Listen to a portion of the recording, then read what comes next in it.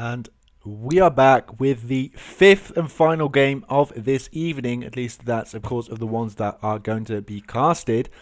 Quick thing about that. I just see the question where one of the other teams is here. We have 12 teams. We have 5 slots from 6 to 11. I do all the casting myself. That is why you only see 10 teams being playing each evening, and you don't see 12. Technically, we could start at 5, but that makes it a very long evening. So 2 teams tend to not get casted. Because obviously there's 12 teams and 10 slots, so that's why. So if there are teams you didn't see today, you're going to see them next week. One of them was Olaf's Knights, the other one is called Erect. Back to this match though, we are seeing 2 oldies battle it out. We're seeing the Hilly Gamers versus Dwayne Johnson's. Dwayne Johnson's placed second last split. Unfortunately not being able to take any games against Olaf's Knights, and Hilly Gamers placed 4th, so they are relatively close. There have been some swaps. Oblivion's Wraith is a new player for the Hilly Gamers, and Gucci Louis is a new player, an old player actually for Dwayne Johnson's. He was I believe he was on exchange, and Jerking also new player here, been added to the roster. Now let's take a look at these bans. Obviously, Katarina is a ban we know is actually always been banned against Dwayne Johnson's. There have been like 2 occasions where Katarina has not been banned, and that was a massacre. Graves, obviously for the meta, Poppy for the meta, Fiora. I don't know. I think Bismuth plays a bit of Fiora. Corky, I'd say for the meta, and Lulu just because it's Lulu and she's a twat. Jers going for the Malphite. I presume that is for Bismuth, I think. I think he's going to be playing top. Now, Malphite is just very strong right now.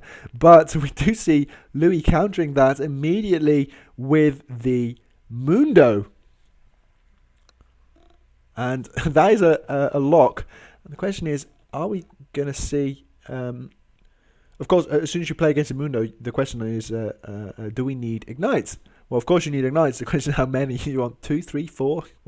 Another Merlin Omicron. You want the Last Whisper with the Grievous Wounds, which I think I do actually want to Google right now, because I wanted to know what it was called. Last game, I forgot. However, Coney the Great locked in Elise. I believe that is going to be going over to Jerking. Oblivion's Wraith picking up that Lee Sin. Interesting. Prods going for the Ari. Quite heavy picks here. These are champions that I would say are in the higher tiers, especially Mundo, especially Malphite. Elise probably never left God tier since whenever she was released. She's just always a very strong one. Mortal Reminder. That's the Last Whisper upgrade with the Grievous Wounds. So that's something you might want to take. We've seen a lot of Jinx today also, and I'm going to be honest, I don't think all of the good ADCs were banned out all the time. So I don't understand. I mean, in this case, you have a Graves, you have a Corki banned out. So then you might want to go to lower tier AD carries. But we have seen, I think, not enough Lucian, Corki, and Graves, considering how often it's been banned out. Although Graves has been banned out a lot. And I mean a lot. We are going to see the Morgana Elise, something that Dwayne Johnson's is known for, just playing the... just playing the double CC, the double single target CC comps. I think all of their comps were like that. And that's called the commentator's curse. I say, we haven't seen any Lucian. We haven't seen enough Lucian. And then, of course, Melk picks up Lucian. And it does look like Bismuth's going to be picking Janna for years, I think. I think they are going to be swapping. So, let us see. Before I forget, I need to do something. So I might not be too responsive. It is being switched over to Thresh. Now Thresh Morgana, I do think is probably going to be in the advantage of Morgana, actually. But we will see that when it comes to it. So There we go. Sorry, was just fixing something. And the last one is for Captain Slow. Now, Captain Slow has a good Victor. I do think Victor would be quite okay. Not sure why you would want to go specifically for LeBlanc. Maybe if you want to get a kill on the Ari early. It's also nice to have something that is a little tanky or a little more mobile, obviously against the Malphite. So in that sense, LeBlanc is good because you can just you're very mobile, so you are very you can position very well against a potential Malphite ult. In the same way, if you can dodge a Malphite ult with Victor, then the damage you can throw, or you can threaten to throw down on the potential follow-up is also a lot. So yeah, we're just going to see how that works out. But it does do it very well with the comp that Dwayne's have run. And that is 50 seconds to see what the swaps are. So after that, we will start analysing the comps and whatnot. But let's see.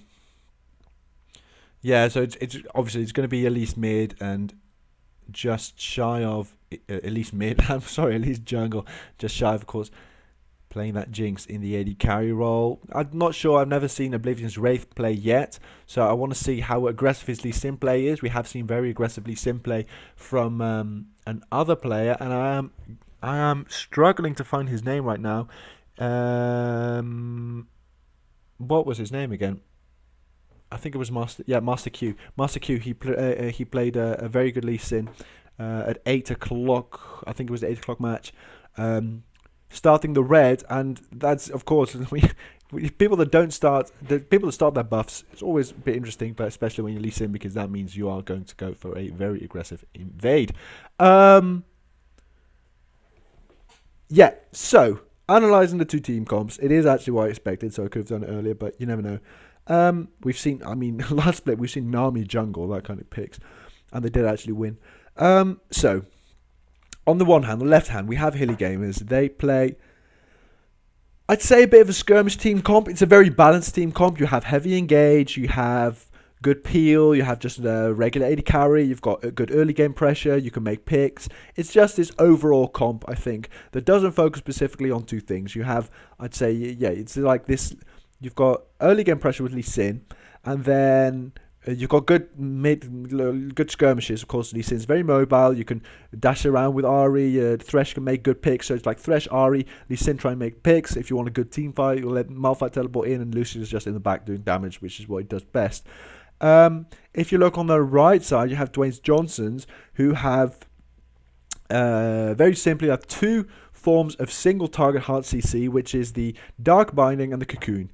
Now, those two do synergize very well, one with each other, but two also with Mundo Cleavers, because Mundo Cleavers have a very, very low cooldown, and sorry,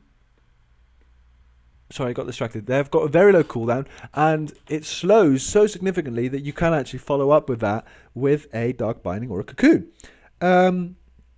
In the same way, if you do land one of those skill shots of hard CC, you do have a LeBlanc who can very easily pick off a target, and that's of course where someone like Jinx comes in. I mean, they've got a good opportunity for picks, and Jinx just needs one assist to start getting her rolling, getting into a good position, and start doing a lot of damage.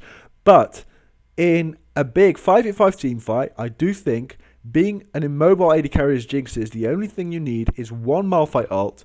You can do whatever you want. You can flash kick with Lee. You can land a charm. You can do whatever you want. So in that sense, I do think that in a 5v5, the Healy Gamers do have the better composition. But is it ever going to get to a 5v5? Because the potential in skirmishes, I think, is in the hand of Dwayne Johnson's. Particularly because they just know how to play this comp. They really, really do know. So it's going to be an interesting one. Healy Gamers have lost twice against Dwayne Johnson's last split, but we have seen some roster swaps, so we're going to see how that pans out. And yeah, apart from that, it's just going to be interesting. And this is the last 2 seconds. Is going to be the last match of the evening between the Healy Gamers and Dwayne Johnson's. and we are just loading into the game right now. So as soon as we see any borders, I will lure you guys in, and it will be great.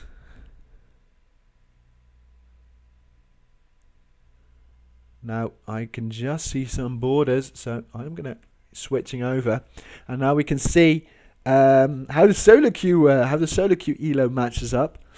About solo queue, I have seen so many people who dropped like multiple divisions, like people dropping from gold to bronze and people dropping from diamond to gold, that kind of stuff. So yeah, wondering what was up there.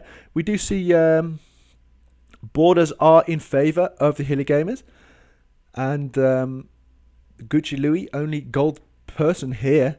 So we're going to see how this works out. They do have one Ignite. Ari is the only one who has Ignite for Mundo. So I do think that's an interesting one, especially because Ari is also going to be the same one who has Morellonomicon. And that means that the only person that can efficiently, in that sense, take down a Mundo is going to be Ari. She also has, it means that she has to be around when they try and kill Mundo. So in that sense, I think yours should have picked up an Ignite, because that is going to be a real trouble, unless of course Mundo dies 8 times and he's just a joke, but we'll see that. Or maybe it's this secret Magic Pen Mundo build that builds only magic penetration, has scaling Magic Pen runes and a sorcerer, some sorc boots. Ooh, heavy invade here by Hilly Gamers. What are they gonna do here? Is Jerking gonna get caught? Here's the question. Now they did check it there. Well, we don't know if they know. Now, if Jerking shows himself here, he's probably gonna be a dead man. Oh, this is I can just find it amazing how far the Lee Sin can. Oh, slow. Of course, he's not seen because there's no vision there. I thought someone's going to get hit, but they have been spotted out by Slow. 5 people there, and they know they were good. All right, to not move any further. So that's good. Happy with that, I'd say. Well, happy more as in, well, you get what I mean. Prods saying he doesn't want to play this. Well, Prods, I'm afraid you're in for one hell of a ride. Okay, standard starts for both sides. I'll stop messing around. Standard starts for both sides. Actually, very fast start there. Oblivion's Wraith taking down everything quite fast, although we do see Jerking being a little faster there. Let's see. I do think top lane, I'm not really looking forward to. I don't think it's an interesting lane. Mundo is really boring in lane, I think. I think Malphite is even more boring in lane. Unless you play like AP Malphite, then it's like fun to look. But apart from that, it's nothing.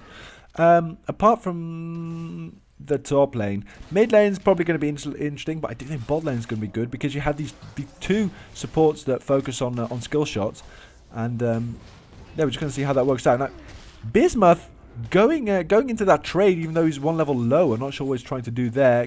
Trying to get a binding there. Doesn't get the binding. Does get 1 tick of. Oh man, good cheek trading quite well there. Does get 1 tick of his. 1 tick of his pool off. That's what I wanted to say, and it took me a hell of a long time. So let us see. Let's see. Apart from that, we do see Oblivion's Wraith took the Scuttler, and he's going to come for a gank right now. So Jers is going to go for the flay here. Gets the hook. Good hook there. And this is probably going to go over to Oblivion's Wraith. That is first blood going over to Melk there. And in the top lane, Jerking is trying to get a good gank here. Oh, he's taking 2 turret hits, and that is a kill for Bismuth. And that is going to be a second one. Double kill for Bismuth. Unfortunate play there, and that is